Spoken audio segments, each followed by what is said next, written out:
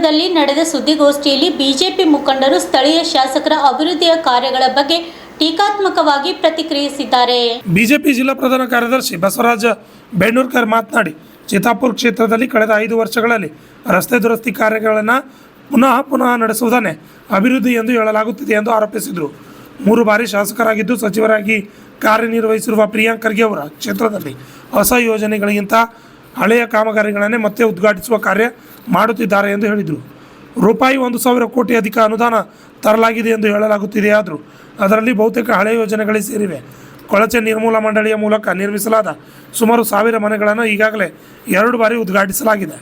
ಅದೇ ಕಾಮಗಾರಿಯನ್ನು ಮತ್ತೊಮ್ಮೆ ಹೊಸದಾಗಿ ಆರಂಭಿಸಿದಂತೆ ಪ್ರದರ್ಶಿಸಲಾಗುತ್ತದೆ ಎಂದು ದೂರಿದರು. ದಿನನಿತ್ಯ ಕೆಲಸದಾಗ ಇದು ಒಂದು ಅಭಿವೃದ್ಧಿ ದೃಷ್ಟಿದಾಗ ಹೇಳಿದಾಗ ಅಭಿವೃದ್ಧಿ ಹೆಂಗದಂತೂ ಕೂಡ ವಿರೋಧ ಪಕ್ಷದವ್ರು ಹೇಳಬೇಕಲ್ಲ. ಅವ್ರು ಬರೋದಕ್ಕೆ ಎಂಥ ಒಂದು ಅಭಿವೃದ್ಧಿ ಮಾಡ್ಲತ್ತಾರ, ಎಂತಿಂಥ ಅಭಿವೃದ್ಧಿ ಮಾಡಿರಿ ಇಲ್ಲಿ ಚಿತ್ತಾಪುರ ತಾಲೂಕದಾಗ. ಇವತ್ತು ಹಿಂದೆ ರಸ್ತೆ ಇರಲಿಲ್ಲ ಅಂತ ಮಾತನ್ನು ಕೂಡ ವೇದಿಕೆ ಮೇಲೆ ಮಲ್ಲಿಕಾರ್ಜುನ ಖರ್ಗೆ ಅವರು ಹಿಂದೆ ರಸ್ತೆ ಇರಲಿಲ್ಲ ಅಂದರೆ ಹಿಂದಿರುವಂಥ MLA ಅವರು ಬಾಬುರಾವ್ ಚುಂಚನಸೂರು ಇದ್ದರು. ಅವ್ರೇನು ಮಾಡಿಲ್ಲ ಅಂತ ಅವರ ವೇದಿಕೆ ಮೇಲೆ ಅವ್ರು ಹೇಳಿಬಿಟ್ರು. ಹಿಂದಿರುವಂಥ ವಿಶ್ವನಾಥ್ ಪಾಟೀಲ್ ಹಿಂದಿನ ಸರ್ಕಾರ ಇದ್ದಂಥ ಸಂದರ್ಭದಲ್ಲಿ ಅವತ್ತಿನ ಸಂದರ್ಭದಲ್ಲಿಯೂ ಕೂಡ ಮೊರಾರ್ಜಿ ಶಾಲೆ ವಸತಿ ಶಾಲೆಗಳಾಗಿರ್ಬೋದು, ಎಲ್ಲಿ ಖರ್ಗೆ ಸಾಬರು ಅಲ್ಲಿ ಕ್ಷೇತ್ರದಾಗ MLA ಇದ್ದಂಥ ಸಂದರ್ಭದಾಗ ಅಲ್ಲಿರಲಿಲ್ಲ.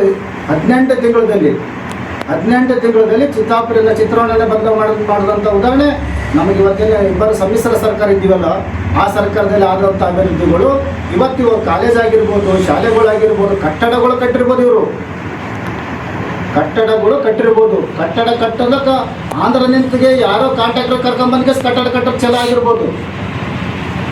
ಆದರೆ ನಿಜವಾಗ್ಲೂ ಕೂಡ ಇವತ್ತು ಹಬ್ಬಗಳವ, ಆ ಹಬ್ಬ ಮಾಡೋಕ್ಕಿಂತ ಮುಂಚಿತ ಕಾಲೇಜ್ಗಳು ಶಾಲೆಗಳು ಯಾರು ತಂದಿದ್ದೀರ ಅಂತ ಕೂಡ ಇವತ್ತು ನಾವು ಅರ್ಥ ಮಾಡ್ಕೋಬೇಕು. ಇವತ್ತು 1000 ಕೋಟಿ ತಂದದ್ದು 5 ವರ್ಷನ್ಯಾಗ 10 ವರ್ಷನ್ಯಾಗ ನಿಮ್ಮ ಅಧಿಕಾರ ಇರುವಂಥ ಸಂದರ್ಭದಲ್ಲಿ 3 ಸಲ ಮಂತ್ರಿ ಇದ್ರಿ.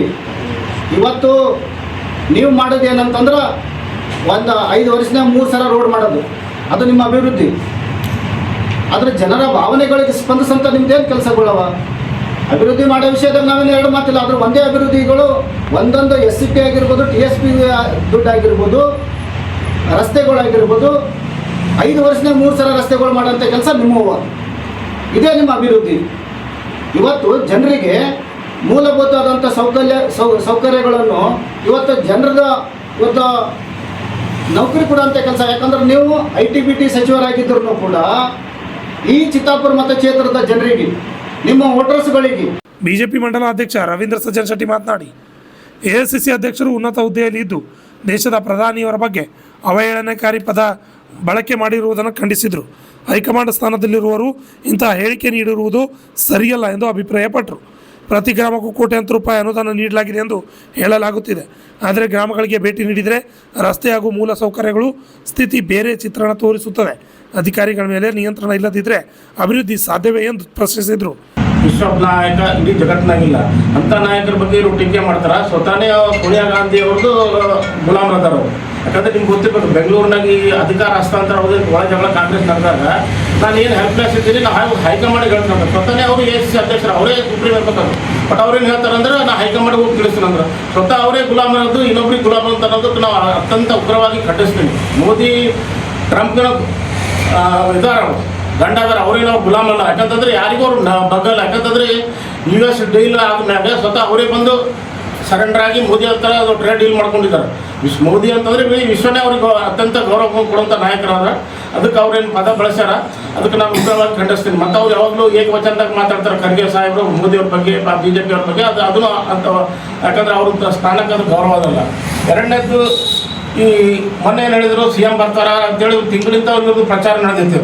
CM ಬರಲಿಲ್ಲ. ಯಾಕಂದ್ರೆ ಜನ ಸೇರಿಸ್ಬೇಕಂತ CM ಅವ್ರ ಹೆಸರು ಹೇಳಿದ್ರು. ಜನ ಬರಲ್ಲ ಅಂತ ಗೊತ್ತಾದ್ಮೇಲೆ ವಿವಿಧ ಇಲಾಖೆಗಳಿಗೆ, CDP ಅವರಿಗೆ, UST ನಿಮ್ಮೆಲ್ಲ ಅಂಗಡಿಯವ್ರಿಗೆ ಕಾರ್ಯಕರ್ತರು ಬರಬೇಕು, TH ಅವ್ರಿಗೆ ಪ್ರೆಷರ್ ಹಾಕಿ ನಿಮ್ಮ ಆಶಾ ಕಾರ್ಯಕರ್ತರು ಬರಬೇಕು, ಮುನ್ಸಿಪಾಲ್ಟಿ ಅಧಿಕಾರಿ CO ಮಾತಾಡಿ ನಿಮ್ಮೆಲ್ಲ ಪುರಸಭೆ ಸಿಬ್ಬಂದಿಗಳು ಬರಬೇಕು, ಮತ್ತು ಎಲ್ಲ ಜನರಿಗೆ ಬರಬೇಕು ಅಂತ ಎಲ್ಲ ಬೇರೆ ಬೇರೆ ಡಿಪಾರ್ಟ್ಮೆಂಟ್ BO ಅವ್ರಿಗೆ ಫೋನ್ ಮಾಡಿ ಸಂಡೇ ಇದ್ರೂ ಎಲ್ಲರೂ ಅಟೆಂಡ್ ಆಗಬೇಕಂತೇಳಿ ಈ ಥರ ಪ್ರೆಷರ್ ಹಾಕಿ ಮತ್ತು ಕೆಲವೆಲ್ಲ ಕೂಲಿ ಹೆಣ್ಮಕ್ಳಿಗೆಲ್ಲ ಕರೆಸಿ ಸಭೆ ಮಾಡಿದ್ದಾರೆ ಇವರು.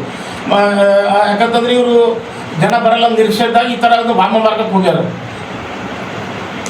ಇನ್ನು ಹೇಳ್ತಾರೆ ವಿವಿಧ ಕಾರ್ಯಕ್ರಮಗಳು ಮಾಡಿದ್ದ ಕಾರ್ಯಕ್ರಮಗಳು ಪ್ರತಿ ಸಲ ಮತ್ತೆ ಉದ್ಘಾಟನೆ ಯಾವುದಂತಂದ್ರೆ ಸ್ಲಮ್ ಬೋರ್ಡ್ದವ್ರದ್ದು ಒಂದು ಸುಮಾರು 1,000 ಮನೆಗಳು ಈಗಾಗಲೇ ಸೋಮಣ್ಣವರು ಅಂತ ಶಂಕುಸ್ಥಾಪನೆ ಹಾಕಿದ್ರು. ಬೊಮ್ಮಾಯಿ ಸರ್ಕಾರದಿಂದ ಉದ್ಘಾಟನೆ ಮಾಡ್ಯಾರ. ಪ್ರತಿ ನಿನ್ನೇನೋ ಇದಕ್ಕೆ ಮಾಡ್ಯಾರ, ಏನೋ ನಿನ್ನೆ ಹಕ್ಕುಪತ್ರ ಕೊಟ್ಟಾರ. ಇದು ಪ್ರತಿಯೊಂದು ಅದೊಂದು ಗಿಮಿಕ್ ಮಾಡಿಬಿಟ್ರೆ ಅದು ಎಷ್ಟು ಸಲ ಉದ್ಘಾಟನೆ ಮಾಡ್ತೀರಿ?